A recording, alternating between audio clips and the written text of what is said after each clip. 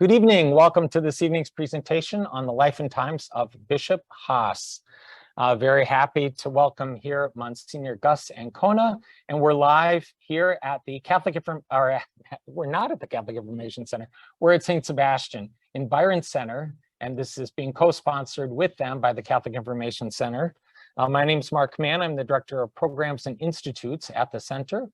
The ministry of our centers offers opportunities for people who are Catholic to be able to discover and reflect more deeply on what it means to be Catholic. But we also invite those of different faith traditions or no faith tradition at all to dialogue with us about this way of life. We're a ministry of the Paulist Fathers at service to the Diocese of Grand Rapids. And speaking of the diocese, happy anniversary. Today is the diocese 140th anniversary since it was created.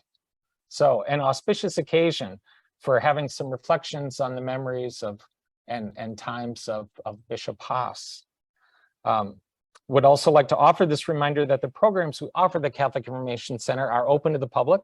We're donation-based, and so this evening would not be possible without your contribution and that of our friends and associates. So thank you very much. Your support and encouragement is indispensable. You can also connect with us by signing up for a free newsletter that we send out every Thursday, watching videos on our YouTube channel, including tonight's presentation, and following us on social media. Your help and support is a big help to us. And of course, you're welcome to visit us at the center. And I'm sure people are welcome to visit out here anytime, right, Mona? Yes. Great. Well, what can we say about Monsignor Gus Ancona? The less the better. Well, I'll keep it short then. The sheriff is out here somewhere. He is a priest of the Diocese of Grand Rapids, author of the book Where the Star Came to Rest, Stories of the Catholic People in West Michigan. He's a regular columnist in Faith Grand Rapids and will be celebrating 59 years of ordained ministry this June. So just next month, June 1. His seminary education was at Catholic University of America, yay! And also at the Gregorian University in Rome, Italy. Please help me welcome Monsignor Gus Ancona. Okay, thank you. As I begin, I'd like to share some memories that I have that I was thinking of as Mark was making his introduction. He mentioned, of course, the sponsorship of the Paulist Fathers. And when I was a young teen, growing up, I grew up with my family in the center of Grand Rapids. And my dad was a shoe repairman, and he had his store downtown on Monroe at Fulton, right where that Civil War monument still is today. The actual building and storefront where my dad was for 40 some years is now ABC Nails, in case you're interested. When my dad worked there with his brother, my uncle, occasionally the children, of his family would come down to help Dad.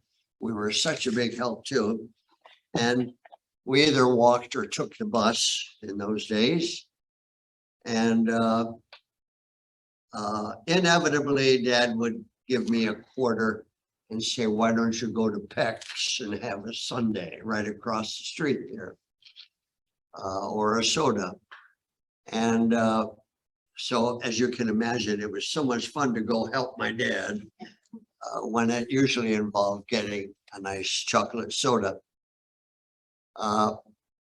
When I would be down there, I became familiar with the downtown, and I knew about the Paulist Fathers as they were beginning their mission here in Grand Rapids. And I was quite intrigued by their mission as they placed themselves right in the middle of downtown. And I had spoken to my pastor, Monsignor Chauncey at Our Lady of Sorrows, that I had wanted to enter the seminary and see if I might become a priest. And he listened and wanted to know what I had in mind. And I said, well, I'd like to join the Paulist Fathers. My dad works downtown. When I go visit my dad and help, I also drop in on those Paulist Fathers at their new chapel. I kind of like the way they're right in the middle of town. And he said, oh yeah, that's very nice. But first you go to the seminary here. And then after you go through the seminary here at St. Joe's for 6 years, then you can decide when you join the Paulist Fathers. I think he knew by then I'd be trapped into the whole system. But it was a dream I had, and I always had an affection for the mission of the Paulist Fathers in being in the midst of the city and in their use of the media to communicate, both by the press, the public. They was just starting to do TV and they were doing radio. Well, as it ended up, I went to the local seminary. I was sent to continue my studies after here in Washington, D.C., right next door to the Paulist Seminary. So everything was just a near miss. And then I ended up in my ministry as a priest for the diocese, doing so many of the things that I was so intrigued about with the Paulists, writing for magazines, for newspapers, being on TV to explain the faith, being on the radio to explain the faith. I ended up doing many of the things that the Paulists themselves have as a natural part of their ministry. So that's my story about my connection with the Paulists. And I've had an affection and retained that affection. And now they, of course, work out of the cathedral where I spent many years, 10 years as the rector, and 1 year prior to that in residence with Monsignor Bain. I wanted to give you that background and now launch into the story of Bishop Haas, and what a great man of faith this bishop of ours was. What a real witness to the faith, and quite a representative of the Catholic Church in West Michigan and beyond. Many of the things that Bishop Haas had natural gifts for and lots of experience with were sort of a foreshadowing of what the Second Vatican Council would call the entire church to become. Namely, a lot of kind of activities that engaged with the public, engaged with people in office, people who were workers, people who were farming, really engaged the church wherever the church was. And so tonight we'll talk some specifics about Bishop Haas and how he did all that and what I feel about how he did that. He was here in the diocese for 10 years, from 1943 to 1953. And he died at what we would certainly think today as a young age, at age 63, just turning 64. And he gave his heart and soul to the service of the Lord in the church, both locally and nationally. So we proceed on our adventure. I want to mention that Francis Haas was born and raised in Wisconsin. His home city was Racine, and he ended up in Milwaukee as head of the seminary there mostly for the state of Wisconsin. And then he became a faculty member at Catholic University in Washington, D.C. And from his position in Washington, he engaged directly with the various levers of government. He was on personal terms with the heads of various branches of government. And his intent was always how to serve God's people, and especially how do you allow people in a free country like ours to have their voice and to live with dignity. So in some very practical ways, he said one of the first things you have to do is make sure that people have a living wage. Now, those words don't exactly appear in the Gospels, but there's plenty in the Gospels that say something about human dignity and the worth of people, and how precious human beings are in the sight of God. So precious that God sent his own son to give his life for us, and showed us how to live our life here. And so Bishop Haas tried to make the gospel very practical and specific when it came to how do you live that out and live as a person with dignity. And so he said, one of the first things you have to have is you have to have rights as a worker. You have to have dignity as a worker. You have to have a living wage as a worker. And naturally, not everybody was pleased to hear the gospel put in those terms. Some immediately said, well, you're a communist, and that's that. You should be talking on higher values than that. You're just agitating. So he made his enemies, but he was fearless about it.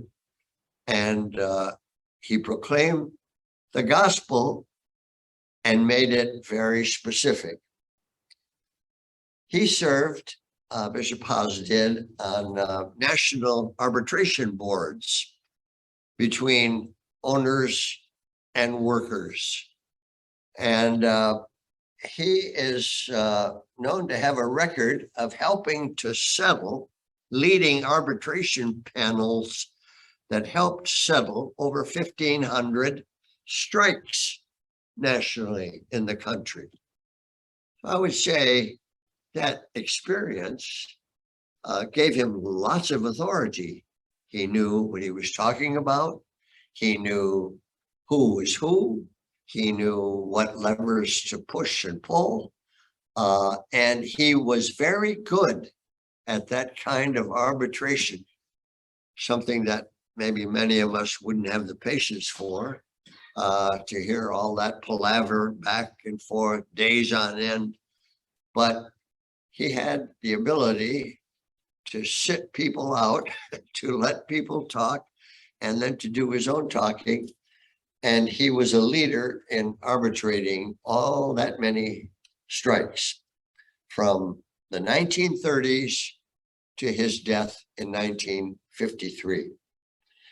And one of the heads of business called him the ace of federal peacemakers. Now, that's quite a tribute to give. And it was a tribute to the patience he had and to the air of cordiality that was part of him and that he brought to rather tense situations. He brought an air of cordiality which came from his spirit of the gospel. And that was the Spirit of the Lord working through him and in him. I forgot where we are. Where's? Well, you just tell me where to. Okay, I'll just say a few more things, personal things on Bishop Haas. I first met Bishop Haas personally at a circus.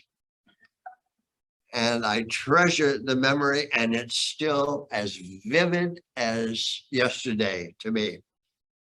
I was about 12 years old, and I was with a few pals of mine, and I was racking my brain to figure out where exactly this circus was. It was one of those carnivals that was outdoors, and it was somewhere, I figured, in what is now our Wyoming area, off Division somewhere.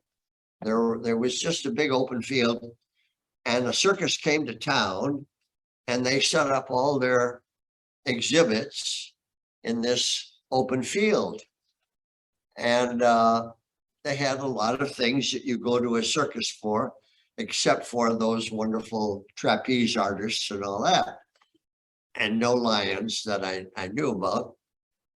But we were at the circus and going to these exhibits, and there was Bishop Haas. And we introduced ourselves.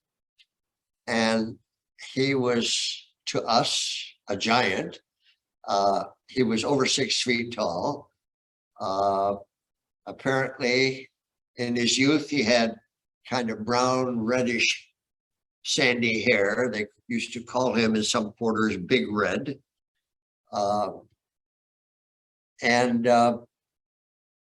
We introduced ourselves and shook hands. And he asked us, what grade and all this. And we told them that a couple of us were planning to enter the seminary. And so he looked at me and he says, well, good for you. He says, I hope you become a priest. I hope you become a Monsignor.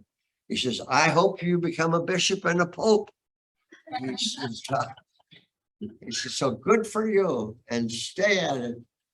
And then he was off. Well, I didn't get that far up the ladder. Time is kind of running out, but that's what he said. And then we watched as he left us, and he was going from exhibit to exhibit, and we could see that he was introducing himself. And I saw him at one exhibit, and he was showing whoever was in charge his ring and explaining that he was the bishop, Catholic from this. That was all new to everybody, certainly in the Grand Rapids area, let alone a visiting circus. And it was just quite a sight to behold. And what we learned he was asking about was not just chit chat. He was asking what their wages were. How much do you earn an hour? How much do you earn in a year? Do you have insurance? How safe is this for you and your family?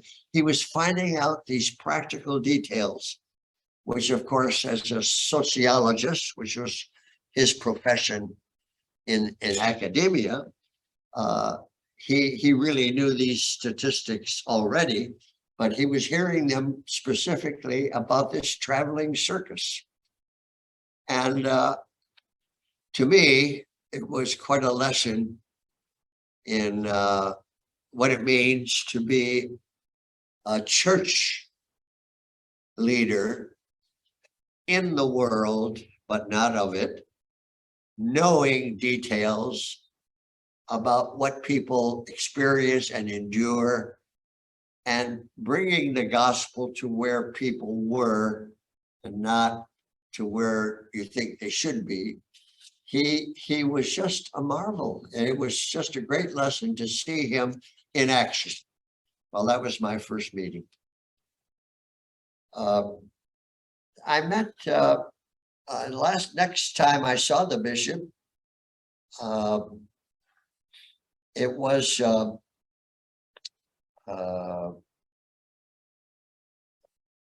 I knew as a seminarian at St. Joe's Seminary that he was behind some improvements that they said they had made. We don't know. It was rather rigid anyway, even with the improvements.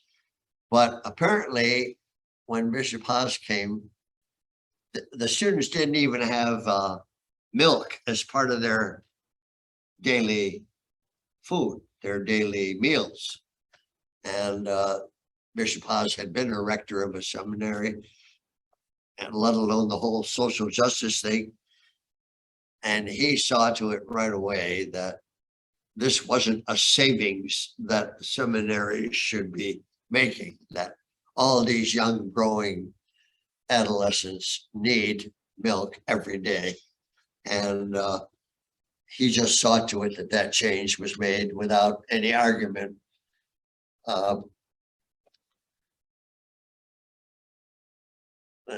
I remember seeing him when I was at 16 years of age. There was a conference that came to town. There were two of them that I remember that were held in the Civic Auditorium while we were seminarians in my time at St. Joe's Seminary. One of them was the National Liturgical Conference. Why they came to Grand Rapids, I'm not sure. And this was still 1953. And what they had to say, I'm not sure. I remember vaguely that one of the talks explored the possibility someday, maybe in the distant future, where the vernacular might be used in the Mass and in the sacraments. They had no idea what an explosion the Vatican Council would provide in a few years. But this liturgical conference came to town, and it was the summer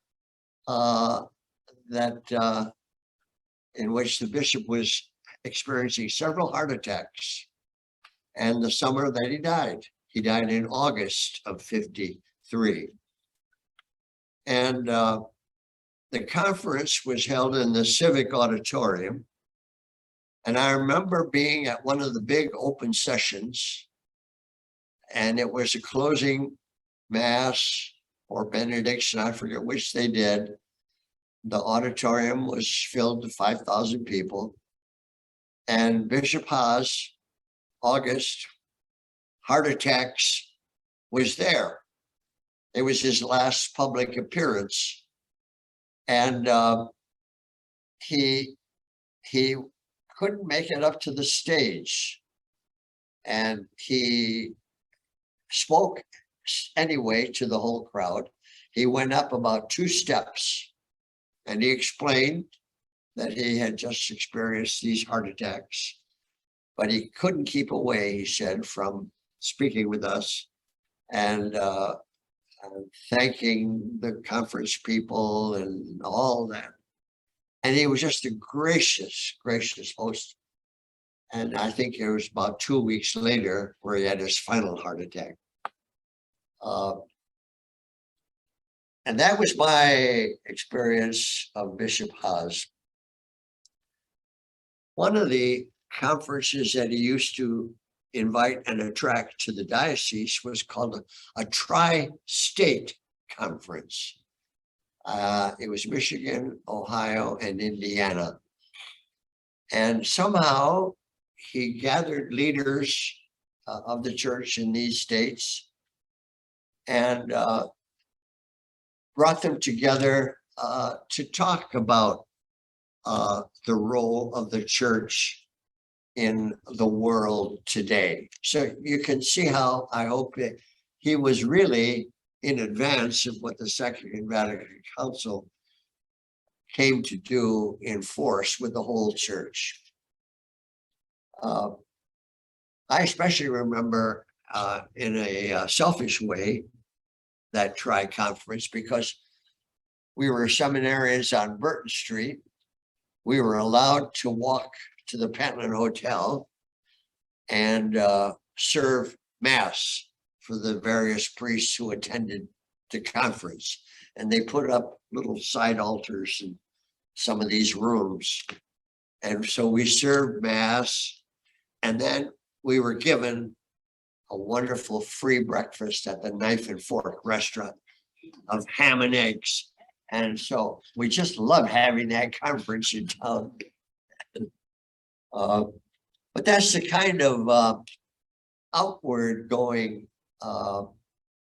interest that Bishop Haas injected into the work of the church in the diocese, besides all the other normal pastoral events that he was a part of.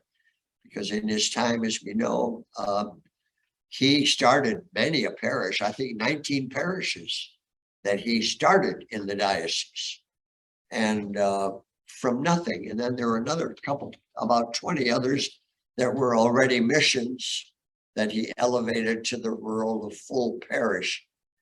And so he was gradually changing the diocese from a kind of, well, I don't know how to describe it. He was giving it an injection of a mission spirit and just giving it a jolt to proclaim the gospel in a more organized public way. Well, I think I'll pause there. Do you have any question about any of that? Then we'll go to these photos. Feel free to ask anything. Yeah, Jen. Janet. Can you tell me what she says? How do the priests interact with each other? How do you feel about it? In the diocese? Is there a warm relationship? Well, you know, I can't answer that. I was, Oh, that's right, you were a seminarian. yeah, I was not in tune with the politics of the clergy at the time. I'm not sure. I know that he expressed, the bishop did to several priests publicly, you know, they already had his residence on Lake Drive. And he was always quoted, I don't know if some of you remember seeing that at all. It's a very stately mansion on Lake Drive across from Wealthy School, I think, with pillars and beautiful grounds.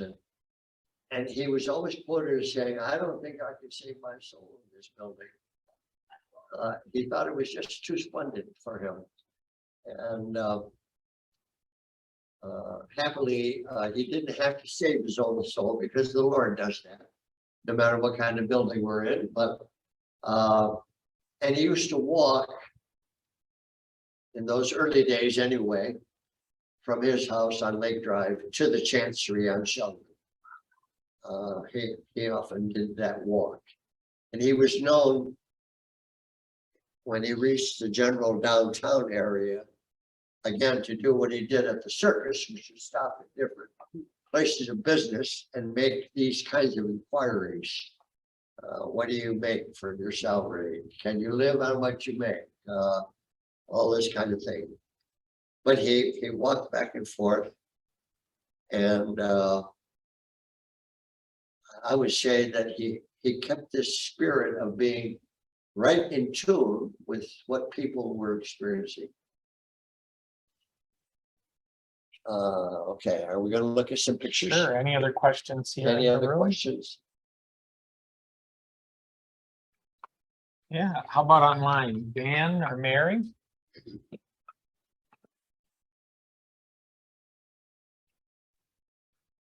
There's a question. Well, I could just make a comment that, can you hear me, Mark? Yes. Go ahead, Dan. Well, you've heard the story before. I don't think anyone else there has heard the story. But when I was born in 1945, my family was living at 350 and a half Sheldon Street. And today, that is the parking lot for Cathedral Square. But we had a part of that building was in the back, and that's why our place was a half. We were 350 and a half Sheldon. And my mom has told me that during that time, I met Bishop Haas because of his walking. And so when I was out in my carriage with my mom, going down Sheldon or LaGrave, where we also lived. So even though I never met Bishop Haas, I feel kind of very much connected to him, and certainly the first bishop that I ever met. And I've always seen from his pictures, such a warm, caring person, and kind of a father figure, grandfather, whatever. And so I've always felt very connected to Bishop Haas. Thanks, Dan. Yeah. Monsignor, shall we look at some pictures? Yeah, we're gonna look at some photos now. This is the first bishop of Grand Rapids, Henry Joseph Richter. He came from Cincinnati, and he was bishop here for 33 years. And we'll see the house that he built. He built that as the rectory for St. Andrews, as the bishop's house, and as the chancery. So it was those three all in one. And as you can see, it's a very large building. And it was there over 100 years, right next to the cathedral, just to the south of it. It was torn down, I think, in the 1990s. But that, and I have a few bricks from it, thanks to pitch. And a couple other mementos that I treasure from that building. But that was the chancery and the bishop's house in those days. This is Bishop Gallagher. He was the second bishop of Grand Rapids, Michael Gallagher. And he was the first auxiliary bishop of the diocese. And then he, after just a very few years, was chosen as the Bishop of Detroit. And so it's one of the few times that we've given a bishop to Detroit. And they have, as it were, returned the favor a couple of times. But he went to Detroit. This is Bishop Kelly. And he was bishop for about 7 years. He came from Detroit. And we can just keep going. This Bishop Pinton. He came to us from the UP. And he was the bishop of Grand Rapids all during the Depression. And it was a very difficult time for everybody. And it was for the economics of the church as well, for parishes and all of that. And all the traditions that I ever heard growing up as a young priest was he was not much loved. But he kept a pretty firm hand on parish finances, and made sure that in the midst of the Depression, nothing got out of hand in the parishes. So he was a pretty stern keeper of the way things should be. And when he retired, he returned back to the UP. And this is Bishop Pluggins. He was bishop for only about 3 or 4 years. He also came to us from Detroit. And from what I gather, he was well liked, but he died too soon of a heart attack. And then after Bishop Ploggins came our Bishop Haas. Notice what a young man he appears to be. When he became bishop, he was 53, and he certainly aged a lot in office in the years that he was with us. His home, as I mentioned, was in Wisconsin. He spent a lot of years in Washington, D.C. as a professor, and then as a member of some branches of the government. And you know, what I found interesting in reviewing his life for tonight, when he came to us, it was not that long after Detroit had experienced so many things as the whole country did during the Depression. But in the matter of church life, Cardinal Mooney, then he was Archbishop, was the head of Detroit, and he and Bishop Haas were great friends.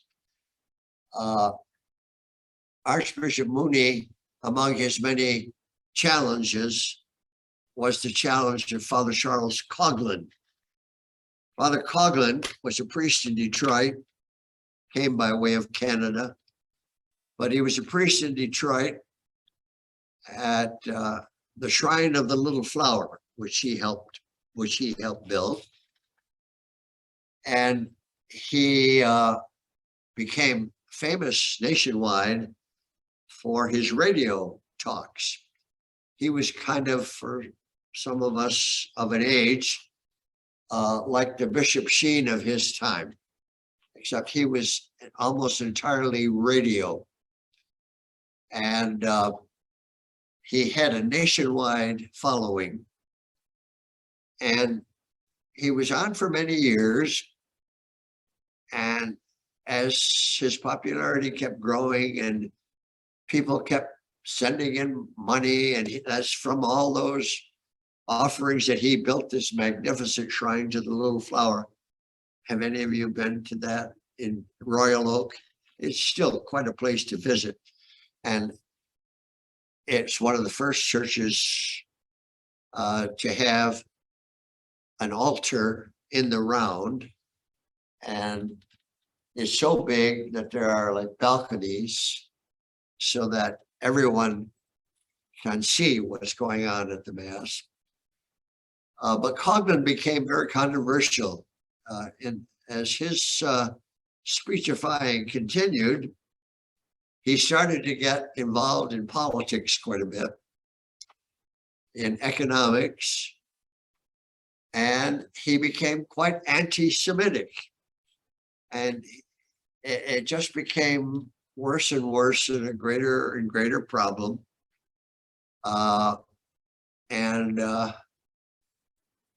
They say that Archbishop Mooney, who already had his own mind about it, was told by the administration in Washington that either somebody puts a lid on this, or this priest is going to be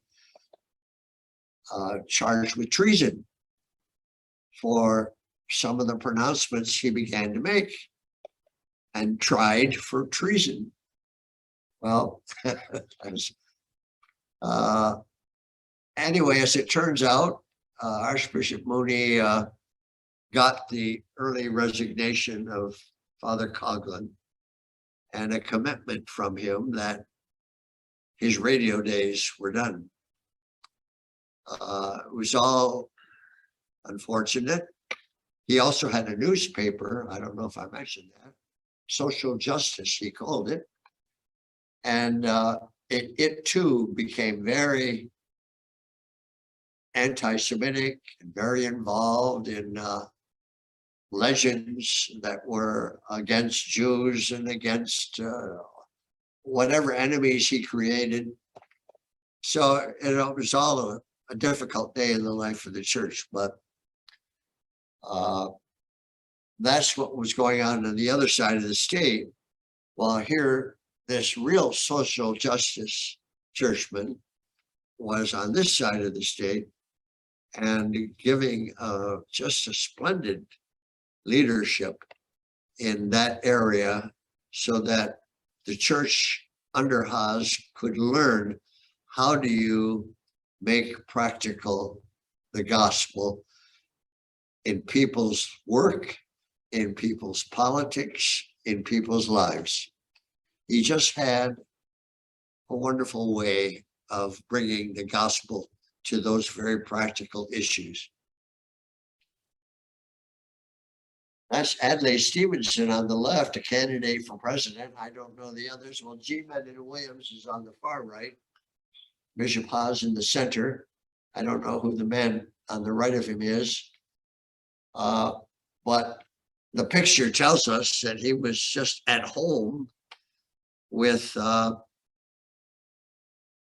leadership in the country, and he could he just had a way of being present and involved. This is some of the same. I don't know who the gentlemen are. These endless meetings he seemed to enjoy. Most of us would just be beside ourselves, but he seemed to enjoy the give and take of all these long meetings. This particular photo, Monsignor, can you say a little bit about, he was on the Economic Affairs Council for President Roosevelt, was it? Yeah. All I know is that he was involved in those in that area, and that was an area of expertise for Bishop Haas. He had taught economics at Catholic U, and for some of us anyway, that and statistics are as difficult as the Holy Trinity. I forgot what this says. And we see what this says. Oh, this committee accepts the accomplished fact of the settlement made at Mobile and the crisis in war production, except that the committee cannot give its approval to the complete segregation of Negroes 4 ways and does not consider that as a precedent. This is from Monsignor Haas, chairman of the Fair Employment Practice Committee. Well, this is 1943. He's indicating already then that one of the whole big areas of his leadership was anti-racism, anti-segregation. He was a true leader in that whole area.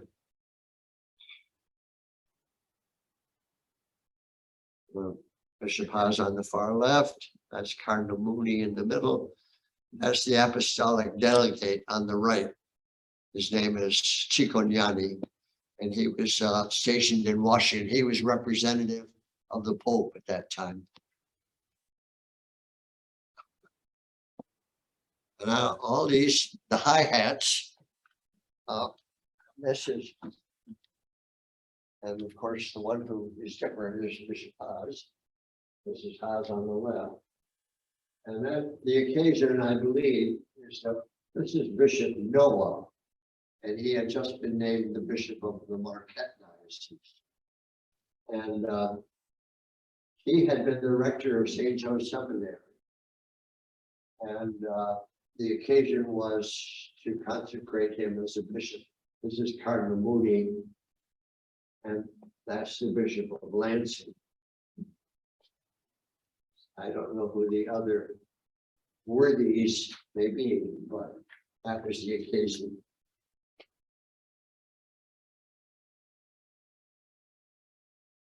This is the old St. Andrews, and it's the ordination of a group of priests.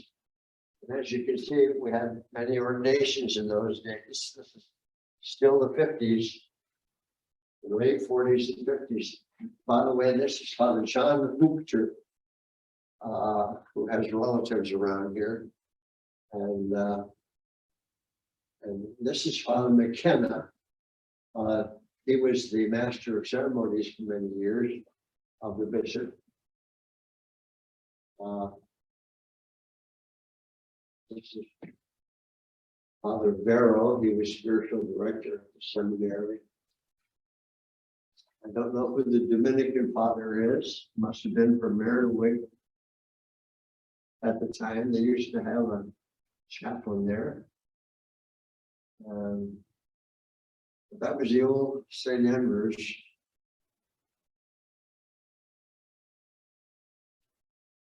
We're lucky now to get 1, 2, or 3 ordained.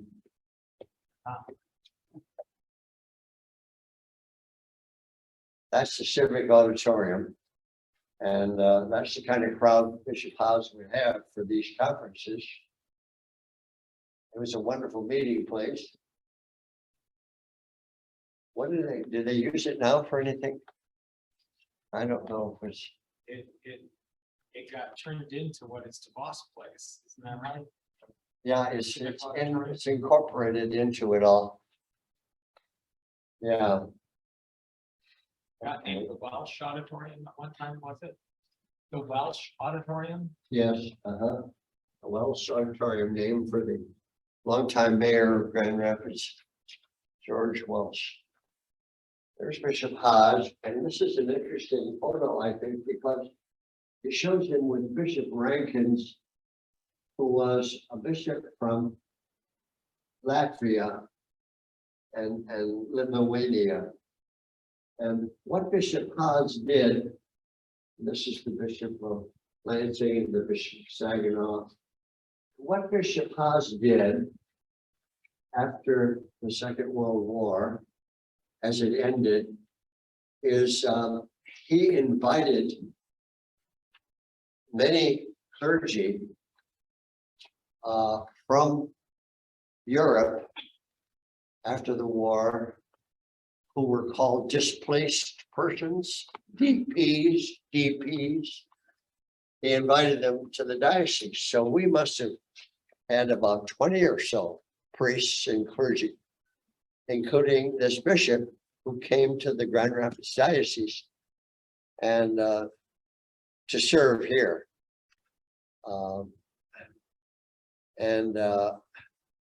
Many of them, well, I don't know how they did it. You know, they had to come to a whole new culture. They didn't know the language. But they came, and they had difficulties adjusting and all the rest. But one of them, and then we'll see. And by the way, this Bishop Rankins, he became the chaplain at St. Anne's Home, which at the time was at the corner of Madison and Wealthy, that building there. And he was a brilliant man, and he had been the vice president of his country. And he couldn't speak English. And I remember they had him at the seminary one day to speak to us, and it was all in Latin. And it was very interesting. But the point I wanted to make is how instrumental Bishop Haas was in bringing all those over to this country. There's another one that we'll see that I want to point that out. I don't know who this is that the bishop is greeting. That's Bishop Haas again. And is it at one of the conferences, maybe? You know, it's possible. It's in the. I don't know if that's our cathedral or some other. Doesn't quite look like ours. That's Cardinal Mooney and Bishop Haas. Now, this to me is the quintessential photo of Bishop Haas. He was a true servant, and I think that picture was taken at the Little Sisters of the Poor when they were on downtown near the St. Mary's Old Hospital. Oh, No, I can't keep up with it. You're doing fine. so, that's the bishop serving. It was then called a home for the aged. Well, well, yes.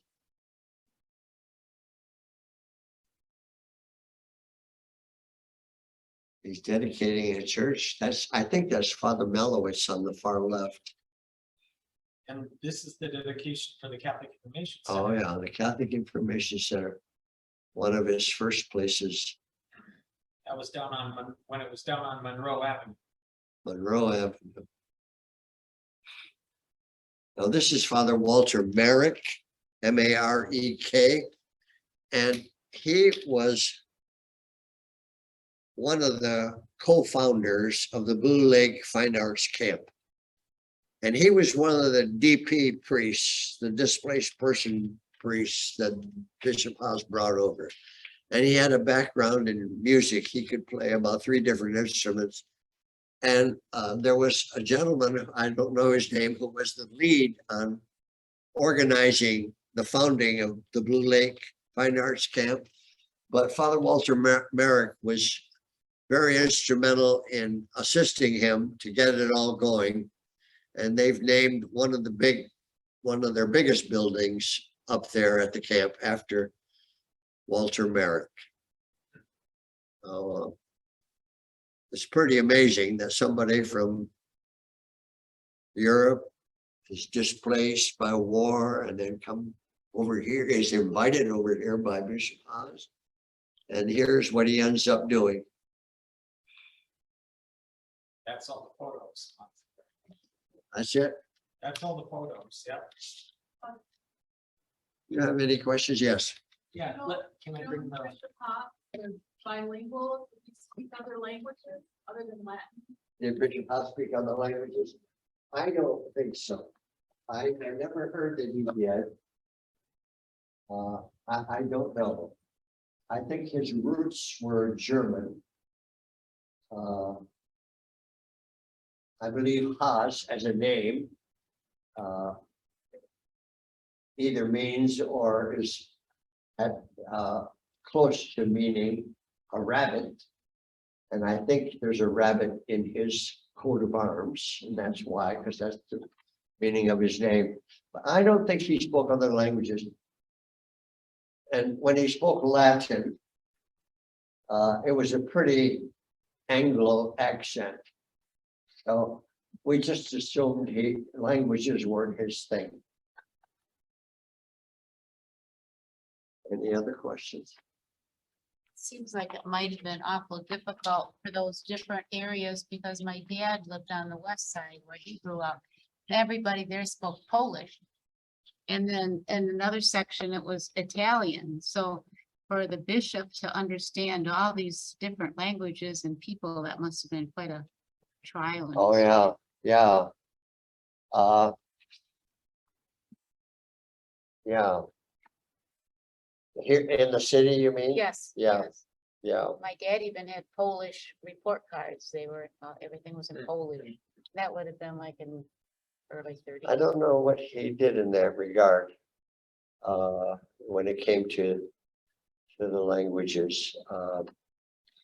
You know, you mentioned report card, and we were always nervous as students at St. Joe's Seminary because I was there from 50 to 56. And prior to my coming there, Bishop Haas always showed up for the reading of the report cards. And they used to read every student's report in a big assembly hall. Oh. And then you had to walk up to get your report. And it used to be from the bishop, but happily, the time I was there, he didn't make it. And of course, seminarians have a certain way to handle situations. And if you either got good grades or bad, they hiss you on your way up.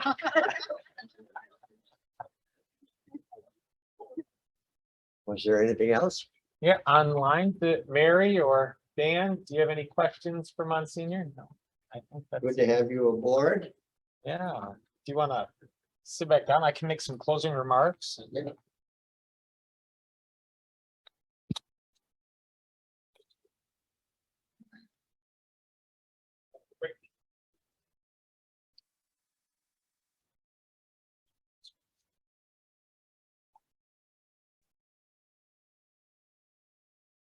Oh, and I'll have one more story later to tell you. Oh, go ahead. Once I admit, if I said this already, please tell me. But at my confirmation, at Our Lady of Sorrows Church, which was just a little building, smaller, well, maybe size of this part of the hall. Bishop Haas came for the confirmation. Our pastor was the longtime pastor, Monsignor Francis. He was God to us, or God's representative. And Bishop Haas had the custom and habit at confirmations during his time to speak of asking questions of the kids to be confirmed about the catechism and this and that. And so kids were doing pretty well. But he asked somebody some question. And in this small room, you know, he was a big looming presence. And this was such a special occasion. Monsignor Francis was seated there in the tiny sanctuary. And since the kid couldn't answer the question, Francis started to whisper the answer. And Bishop Haas turned to him and says, I know you know the answer. It's the only one who I ever saw corrected our pastor and got away with it.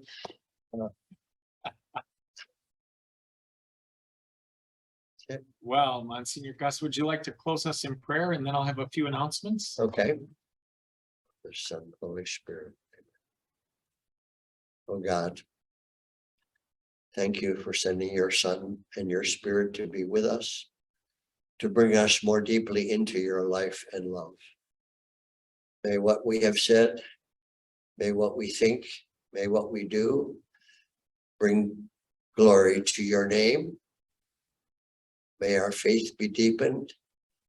Bring your love to us and to our families. Strengthen our country in its times of need. And help us on our journey back to you. We pray this through Christ our Lord. Amen. Amen. Father, Son, and Holy Spirit. Well, Monsignor, thank you very much. You're welcome. Great stories. Thank you. When I approached you about doing this, part of the impetus was because we're getting ready to kick off 75 years since that picture was taken. Oh, yeah. So it's our 75th anniversary as the Catholic Information Center, starting this July, and we're going to have a series of events over the course of the year to celebrate that. But May 28th, 1948, actually, was when the first Catholic Information Center was dedicated. It was in July of 1947 that Bishop Haas invited the Paulist Fathers to begin their mission here. He had met them, as you had shared, in Washington, D.C. When you went to seminary there, they had the house next door. Yep. And then he had gotten to know them that way for his time in D.C. And then when he came to Grand Rapids, he invited them here, especially to reach out to non-Catholic spouses of Catholic spouses to begin the work of evangelization and inquiry classes. So some of the first inquiry classes here in the Diocese of Grand Rapids were done by the Paulists. And that was all at the impetus of Bishop Haas. So thank you for giving us this kind of kickstart to our celebratory year. And as always, just a pleasure to be able to sit with you and hear these stories, Monsignor. As you were saying all that, and I had the image in my head of of where the Paulist building was, where we studied. And then the Dominicans were next door to that. So there's quite a group of rogues that were all there, right around the corner from one another. They used to call that area all across the street from Catholic University. They used to call it Little Rome. And back in those days, all the various seminarians, priests, nuns, all were in religious garb.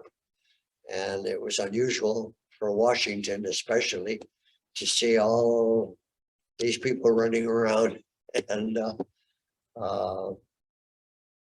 the place is all thriving better than ever, as far as I can tell. And, right across the street from the National Shrine, which in my day as a seminarian was still in the basement. They hadn't completed the upper level yet. And we seminarians were called upon to serve the Sunday Mass down in the crypt, they call it.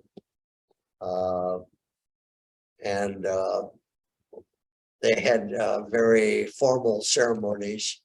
And depending what year you were in, like when we arrived, you were bat boys, and that you carried this pole with a lamp on it and a lit candle in it.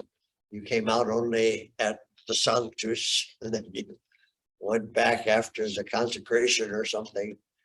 And all this coming and going, it was all part of the National Shrine. Memorable days. Certainly, certainly. Well, thank you for the invitation, Uh, and good to be back home. Well, thanks for your yes, and thanks for your continued yes to the Lord, Monsignor. We certainly wish you congratulations on the upcoming occasion of your anniversary. Yeah, which one is it now? I think 59. 59. 59. It just was yesterday I was here celebrating your 50th with you. Wasn't that just yesterday? Yeah, it was just yesterday. Wow. Well, everything before COVID. So even to me, it's just a blur. So, but we hope that it's not a blur. Our evening spent here together for all of us here and those of you online. And we hope you can join us for some of our future events. In June, the U.S. bishops are kicking off a national Eucharistic revival all across the country. And here in our diocese, we're going to celebrate we're going to start the celebration with a presentation by Sister Mary Kay Oostdijk, who will be doing actually a presentation in the morning to talk about the place of Eucharist in our lives in the second half of life, or third, or depending on where you're at, right, in life. And then that evening, she'll also be doing a more general presentation on a mystery to be believed and a mystery to be celebrated. So we hope you can join us on June 9th for that. Again, Monsignor, thank you. And thank you to all of you for joining us this evening. Bye-bye. Okay. Thank you, everybody. Thank